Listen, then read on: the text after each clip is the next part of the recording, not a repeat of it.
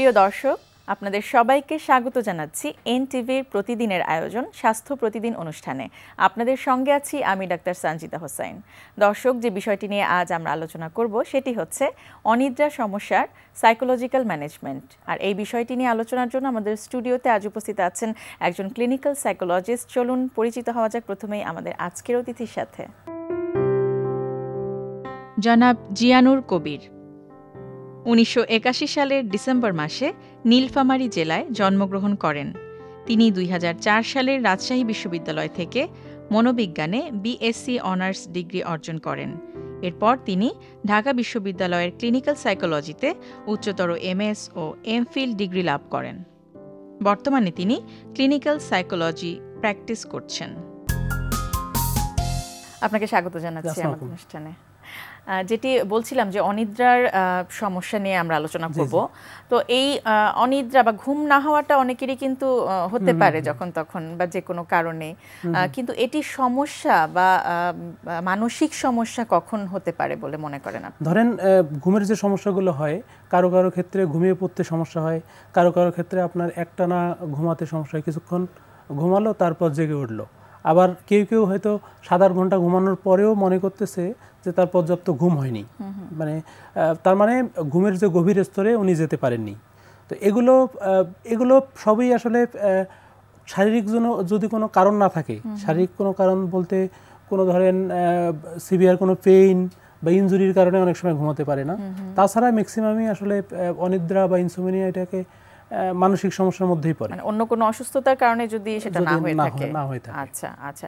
তো আপনাদের কাছে যখন এই জাতীয় সমস্যা নিয়ে রোগীরা আসে, তাদের কি ধরনের কমপ্লেইন থাকে বা কতদিন যাবত এটি চলতে থাকলে আপনি সেটিকে একটা সমস্যার মধ্যে ফেলবেন? এটা ডিপেন্ড করে। অনেক রোগী বলে 6 মাস থেকে এই সমস্যা হচ্ছে, অনেকের বছরের পর বছর এই সমস্যা চলতে থাকে, ঠিকমতো ঘুমাতে পারে না। আচ্ছা, তো সেটার প্রাথমিকভাবে আপনারা কিভাবে সেটা ম্যানেজ করেন? আমরা ম্যানেজ করার জন্য প্রথমে বিষয়টা অ্যাসেসমেন্ট করি। অ্যাসেসমেন্ট করার পর আমরা তো সাইকোথেরাপি দিই। সাইকোথেরাপি মানে psychological principal and theory base যে ট্রিটমেন্টগুলো, আচ্ছা, এর মধ্যে এটিকে বলছে সাইকোথেরাপি। আচ্ছা, এর মধ্যে আমরা স্লিপ হাইজিন বলে একটা থেরাপি দিই, স্লিপ শিডিউলিং একটা থেরাপি মেথড, এরপরে কগনিটিভ থেরাপি আছে, এবং এর সাথে সাথে আমরা রিল্যাক্সেশন, মাইন্ডফুলনেস বলে কিছু থেরাপি আছে, এগুলো বিহেভিয়ার থেরাপি, এগুলো আমরা অ্যাপ্লাই করি। আচ্ছা, প্রথমে আপনি যেটি বললেন স্লিপ হাইজিন মানে কি? মানে হাইজিন মানে তো স্লিপ হাইজিন বিষয়টা কেমন একটু যদি বুঝিয়ে বলেন। মানে দুটো বিষয় আছে স্লিপ হাইজিনের মধ্যে, একটা হচ্ছে লাইফস্টাইল ফ্যাক্টর আর একটা হচ্ছে আপনার বেডরুম ফ্যাক্টর। লাইফস্টাইল ফ্যাক্টর বলতে যে উত্তেজক যে খাবারগুলো আছে, ক্যাফিন বা নিকোটিন জাতীয় সিগারেট, বিড়ি সিগারেট, এগুলো, অ্যালকোহল, এই জিনিসগুলো হচ্ছে আমরা বলি শরীরকে স্টিমুলেট করে। সো লাইফস্টাইলের প্রথমত আমরা বলি ঘুমাতে যাওয়া 4 ঘন্টার মধ্যে এই জিনিসগুলো না খাওয়া। এরপরে খাদ্যাভ্যাস লাইফস্টাইলের খুব ইম্পর্টেন্ট একটা ব্যাপার। অনেকে ঘুমানোর আগে খুব বেশি খায়, বা অনেকে আবার একদম খালি পেটে ঘুমাতে যায়। সেক্ষেত্রে আমরা বলি খুব লাইট খাবার খেয়ে বা খাওয়ার 2 ঘন্টা পরে ঘুমাতে যাওয়া। এরপরে ব্যায়ামের ব্যাপারটা আছে। ব্যায়াম অনেকে ধরেন খুব বেশি শারীরিক এক্সারসাইজ করে ঘুমোতে যাওয়ার আগে, এটা করলেও আমরা বলি ব্যায়াম করলে তো কোনো সমস্যা নাই, কিন্তু এটা ঘুমোতে যাওয়ার 3-4 ঘন্টা আগে করা দরকার। তাহলে এগুলো মিলেই হচ্ছে জীবনধারার ব্যাপার। এর সাথে বেডরুম কিছু ফ্যাক্টর আছে স্লিপ হাইজিনে। আচ্ছা, বেডরুম বলতে বেডরুমটা কেমন হবে, শোয়ার ঘরটা, লাইট কেমন, হ্যাঁ, পরিবেশটা কেমন, বালিশ বা বিছানাটা কেমন, কমফোর্টেবল কিনা, এই বিষয়গুলো মূলত স্লিপ হাইজিনের মধ্যে থাকে। আচ্ছা, তারপর আর কি ধরনের? তারপরে আর হচ্ছে স্লিপ শিডিউলিং। স্লিপ শিডিউলিং বলতে প্রথমত ব্যাপারটা হচ্ছে একটা লোককে ঠিক করে নেওয়া যে আমি কতক্ষণ ঘুমাবো। কেউ 7 ঘন্টা ঘুমায়, কেউ 8 ঘন্টা ঘুমায়, কারো কারো ক্ষেত্রে আবার আপনি দেখবেন যে 3-4 ঘন্টা ঘুমালেও হয়। তো সেক্ষেত্রে তাকে যেটা করতে হবে প্রথমত হচ্ছে শোয়ার টাইমটা ঠিক করতে হবে, এরপরে জেগে ওঠার টাইমটা ঠিক করতে হবে, ফিক্স থাকবে। ধরেন আমি যদি রাতে 10টায় ঘুমাতে যাই, আমার এখন 7 ঘন্টা ঘুমাতে হয়, তাহলে আমি পরের দিন ঠিক 7 ঘন্টা বললে 5টার সময় বা 6টার সময় আমি ঘুম থেকে জেগে উঠব, একটা টাইম ফিক্সড থাকবে। ফিক্সড টাইমে মানে তার যে ঘুমের সময়টা সেটি বেঁধে দিবেন, মানে ফিক্স করে দিবেন, ফিক্সড করবে। এবং এরপরে এটা এবং ছুটির দিনও মেইনটেইন করবে এবং সপ্তাহে 7 দিনে এইভাবে মেইনটেইন করবে। দ্বিতীয়ত হচ্ছে 15 মিনিট রুল বলে একটা কথা আছে।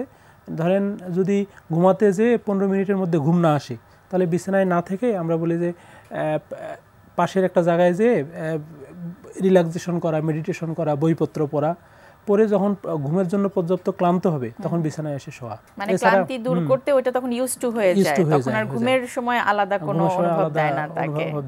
আচ্ছা। এবং আরেকটা ব্যাপার হচ্ছে দিনের বেলা যাদের ঘুমের সমস্যা থাকে তারা অনেকে দিনের বেলা ঘুমায়।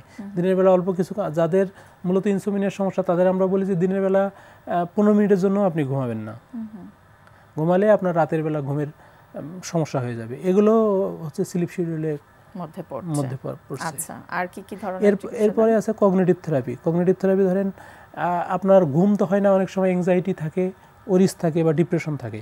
তো এই উদ্বিগ্ন অবস্থার কারণগুলো আমরা বের করি, কি কি চিন্তার কারণে উদ্বিগ্নতা হচ্ছে, কি কি ফ্যাক্টর কাজ করতেছে, এগুলো বের করে আমরা সোর্স বের করি এবং ফ্যাক্টরগুলো বের করি।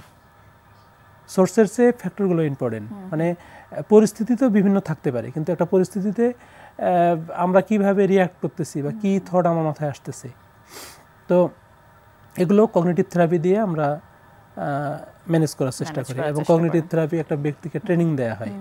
এরপরে আসে হচ্ছে আপনার এগুলো যে সে শিখছে ঠিকভাবে বা সে করছে, সেটি আপনারা বোঝেন কিভাবে? এটা হচ্ছে হোমওয়ার্ক দিয়ে। আচ্ছা, কি ধরনের হোমওয়ার্ক দিয়ে থাকেন? ধরেন আমি কগনিটিভ থেরাপির জন্য ওরিস গুলো বের করলাম। ওরিস বের করার জন্য ওরিস মানে যে সোর্সটা বা যে কারণে তার ঘুম আসছে না, তার দুঃখ বা হতাশা, এই সমস্যাগুলো, ওরিড গুলো আসতেছে, উদ্বিগ্ন চিন্তাগুলো আসতেছে, এগুলো বের করলো। বের করার জন্য আমরা কলাম করে খাতায় লিখে দিলাম, পরবর্তীতে এগুলো লিখে নিয়ে আসলো। বা কোনো স্ট্রেসের কোনো কজ, কি স্ট্রেসের কি কি ফ্যাক্টর আছে তার মধ্যে। আচ্ছা, সেগুলো আপনারা মানে লিখতে বলেন, সেগুলো লিখতে বলি এবং লিখে নিয়ে আসলে তখন আমরা এটা আলাপ করে, এটা প্রবলেম ফোকাস কোপিংও হতে পারে অথবা ইমোশনাল ফোকাস কোপিংও হতে পারে, যেভাবে কোপ করে সমস্যাটা থেকে বের হয়ে আসা। আচ্ছা, তো এই যে দীর্ঘদিনের অনিদ্রার সমস্যা, তাতে করে কি কি ধরনের সমস্যা হতে পারে? কি কি কিভাবে ক্ষতিগ্রস্ত হয় একজন মানুষ? ক্ষতিগ্রস্ত বলতে মূলত অনিদ্রা থাকলে পরের দিনে অনেক ক্লান্ত লাগে, কাজকর্মে মনোযোগ কমে যায় এবং অনিদ্রার কারণে অনেকে ডিপ্রেশনে পড়ে যায়, অনেকের মধ্যে সুইসাইডাল টেন্ডেন্সি থাকে, রিলেশনশিপে ব্যাঘাত ঘটে, তারপরে আপনার দৈনন্দিন কাজগুলো ঠিকমতো করতে পারে না। শিক্ষা বলেন, চাকরি বলেন, যে কাজগুলো আছে সেগুলো ঠিকমতো করতে পারছে না।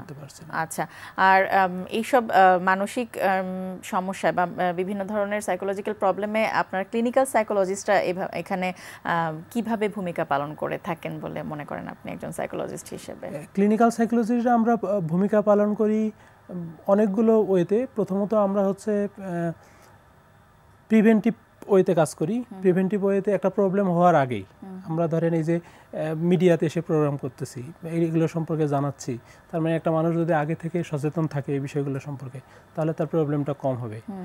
এটা হচ্ছে একদম আপনার প্রাইমারি প্রিভেনশন। এরপরে সেকেন্ডারি বা টার্সিয়ারিতে প্রবলেম হয়ে যাওয়ার পরে আমাদের কাছে আসলে আমরা অ্যাসেস করি। অ্যাসেস করার পরে আমাদের থেরাপিউটিক অ্যাসেসমেন্টটা আপনাদের কাছে খুব জরুরি। অ্যাসেসমেন্ট আগে খুব জরুরি। অ্যাসেসমেন্ট না করলে তো আমরা ট্রিটমেন্ট করতে পারবো না। আচ্ছা, আর সাইকোলজিক্যাল ট্রিটমেন্টগুলো হয় হিউম্যান টেইলর ওয়েতে, মানে প্রতিটা মানুষের জন্য আলাদা আলাদা করে প্ল্যান করতে হয়। আচ্ছা, সাইকোথেরাপির পাশাপাশি আপনাদের মেডিকেশন বা যদি কোনো ড্রাগ চয়েসের ব্যাপার থাকে তখন আপনারা রেফার করে দেন? তখন আমরা রেফার করি। আমরা তো মেডিকেশন নিয়ে কাজ করি না, আমরা মূলত সাইকোথেরাপি নিয়ে কাজ করি। দুটো কম্বিনেশন কি দরকার পড়ে কোনো ক্ষেত্রে? হ্যাঁ, অনেক সময় দরকার পড়ে, কারণ এগুলো তো খুব ইন্টারলিঙ্ক। সাইকোথেরাপি দিতে গেলে অনেক সময় মোটিভেশন লাগে, রোগীর জাজমেন্ট, ওরিয়েন্টেশন এগুলো ঠিক থাকা লাগে। এগুলো ঠিক থাকলে তো তখন দীর্ঘদিনের একটা প্রক্রিয়া চালাতে হয় এবং শেষ পর্যন্ত আপনারা সফল হওয়ার পরে পরবর্তীতে আপনাদের শেষ যে পদক্ষেপ সেটি কি থাকে? শেষ পদক্ষেপ থাকে রোগীকে ফলো আপে আসতে বলা। ফলো আপে যদি ভালো থাকে তাহলে সেশন শেষ করে দেয়া।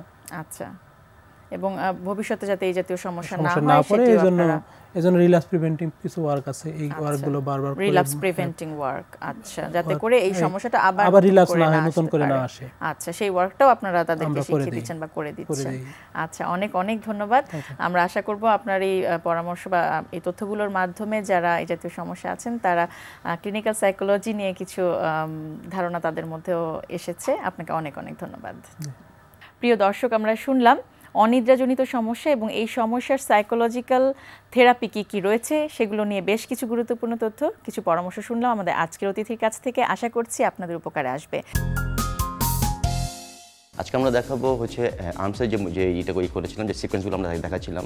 এর আগে আমরা দেখেছিলাম ফার্স্ট সিকোয়েন্স, সেকেন্ড সিকোয়েন্স, আজকে হচ্ছে ফাইনাল সিকোয়েন্স।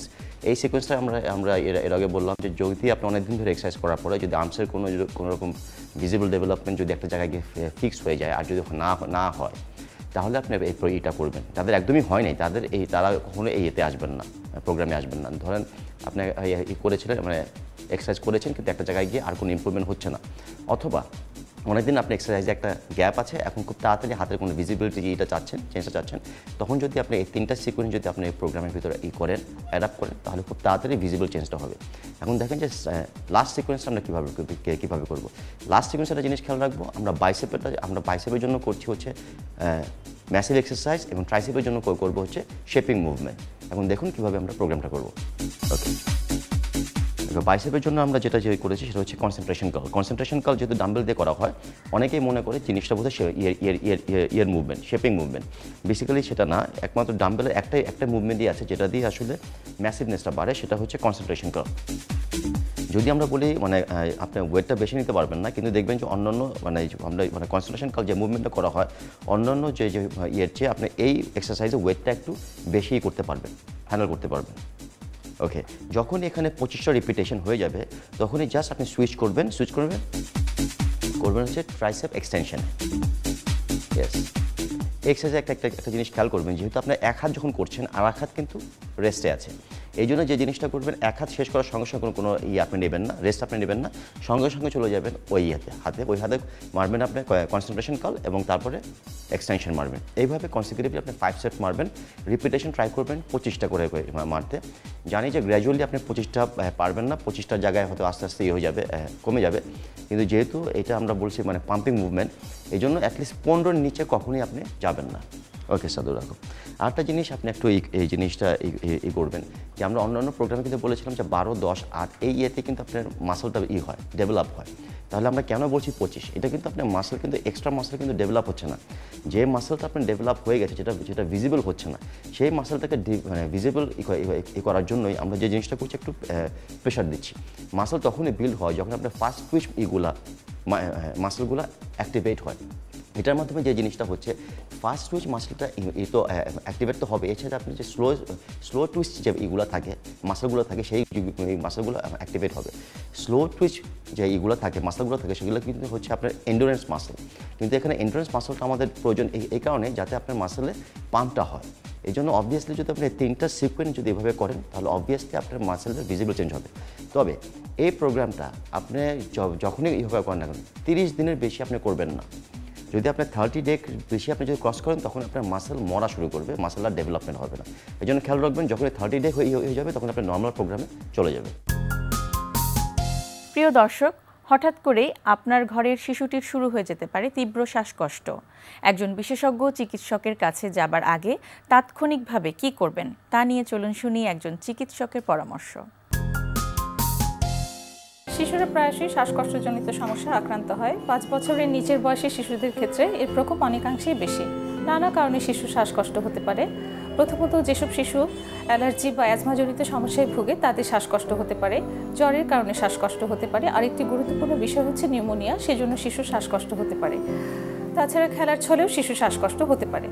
যেসব শিশুর অ্যালার্জি বা অ্যাজমাজনিত সমস্যা আছে সেসব শিশুর ক্ষেত্রে ঘরবাড়ি যতদূর সম্ভব ধুলাবালি মুক্ত রাখতে হবে, ঘরে প্রপার ভেন্টিলেশনের ব্যবস্থা থাকতে হবে, আর বাসায় সবসময় ইনহেলার বা নেবুলাইজারের ব্যবস্থা রাখতে হবে এবং এগুলো সঠিক প্রয়োগবিধি জেনে নিতে হবে। জ্বরের কারণেও শিশুর শ্বাসকষ্ট হতে পারে। এক্ষেত্রে তাপমাত্রা নিয়ন্ত্রণ করা খুবই জরুরি। স্পঞ্জিংয়ের মাধ্যমে বা প্যারাসিটামলের মাধ্যমে তাপমাত্রা নিয়ন্ত্রণ করতে হবে। আবার আরেকটি গুরুত্বপূর্ণ বিষয় সেটি নিউমোনিয়ার কারণে শিশু শ্বাসকষ্ট হয়। এক্ষেত্রে শিশুর জ্বর থাকতে পারে, তীব্র কাশি থাকতে পারে, শিশু ঘন ঘন শ্বাস নেবে। ছোট শিশুদের ক্ষেত্রে মাথায় তালু দেবে যেতে পারে, বুকের খাঁচা ভিতরে ঢুকে যেতে পারে। এসব ক্ষেত্রে দেরি না করে নিকটস্থ চিকিৎসকের শরণাপন্ন হতে হবে অথবা হাসপাতালে নেওয়ার ব্যবস্থা করতে হবে। প্রিয় দর্শক, স্বাস্থ্য প্রতিদিনের আজকের হেলথ টিপস। তীব্র পেট ব্যথায় ডাক্তারের পরামর্শ ছাড়া ব্যথানাশক ঔষধ খাবেন না, এতে রোগ নির্ণয়ে ভুল হয়ে যেতে পারে। দর্শক, স্বাস্থ্য প্রতিদিন সম্পর্কে যদি আপনাদের কিছু জানার থাকে কিংবা কোনো পরামর্শ যদি আমাদের দেবার থাকে জানাতে পারেন এই ঠিকানায়। প্রযোজক স্বাস্থ্য প্রতিদিন, এনটিভি, বিএসসিসি ভবন, 7 তলা, 102 কাজী নজরুল ইসলাম এভিনিউ, কারণ বাজার, ঢাকা 1215। ফ্যাক্স 914338 থেকে 7 পর্যন্ত, অথবা ইমেইল করুন স্বাস্থ্যপ্রতিদিন@ntvpd.com এই ঠিকানায়। স্বাস্থ্য প্রতিদিনের আগামী পর্বে আপনাদের জন্য যা থাকছে। এবারে বিশ্ব যক্ষ্মা দিবসের প্রতিপাদ্য বিষয় হলো ইউনাইট টু এন্ড টিউবারকুলোসিস। আচ্ছা, তা এটার মানেটা কি? এটার মানে হলো যে এই বছরে আমরা নতুন করে শপথ নেব যক্ষ্মাকে নির্মূল করার জন্য। প্রতি বছরই কিন্তু সারা পৃথিবীতে লোক বাড়ছে, লোক বাড়ার কারণে লোক যেরকম বাড়ে রোগও সেরকম বেড়ে যাচ্ছে এবং টিউবারকুলোসিসটাও সেরকম বেড়ে যাচ্ছে। এবং টিউবারকুলোসিসের জন্য বাংলাদেশ সরকারের জাতীয় যক্ষ্মা নিয়ন্ত্রণ কর্মসূচি চালু আছে এবং সারা বিশ্বেই যক্ষ্মা নিয়ন্ত্রণ কর্মসূচি চালু আছে। আপনারা জানেন যে যক্ষ্মা হলো এই দক্ষিণ পূর্ব এশিয়ায় একটা এন্ডেমিক ডিজিজ এবং 22টা হাই বার্ডেন কান্ট্রিজ আছে, এর মধ্যে বাংলাদেশের অবস্থান 5ম। আচ্ছা, তো আমাদের দেশ প্রথম হলো যে মধ্য ইনকামের দেশ, 2 নম্বর হলো এত ঘনবসতি। তো এত ঘনবসতির মধ্যে আপনারা জানেন যে যক্ষ্মা রোগ একটা এমন রোগ যে রোগটা হাঁচি কাশির মাধ্যমে ছড়ায়। তো আমাদের প্রত্যেকটা ফ্যামিলিতে দেখবেন যে 4 জন 5 জন 6 জন করে লোক একসাথে বসবাস করছে।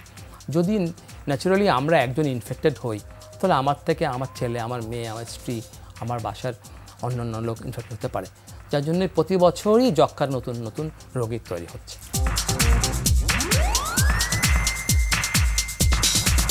দর্শক, বিশ্বের যে কোনো প্রান্ত থেকে যে কোনো সময় এনটিভিতে সম্প্রচারিত আপনাদের পছন্দের অনুষ্ঠান স্বাস্থ্য প্রতিদিন দেখতে চাইলে ভিজিট করুন আমাদের পূর্ণাঙ্গ ওয়েব পোর্টাল www.ntvbd.com।